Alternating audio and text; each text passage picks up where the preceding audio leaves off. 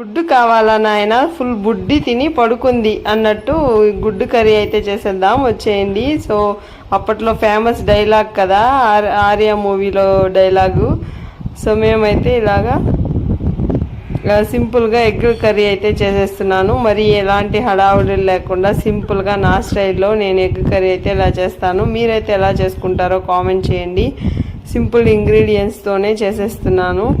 So కోడిగుడ్డుని ఎప్పుడు కూడా కానీ మనం చేసేటప్పుడు ఒక 5 minutes ముందే ఉడకపెట్టుకోవాలన్నమాట. సో అప్పుడే టేస్ట్ అనేది బాగుంటుంది, ఎగ్స్ కూడా మంచిగా బాయిల్ అయితే అవుతుందన్నమాట.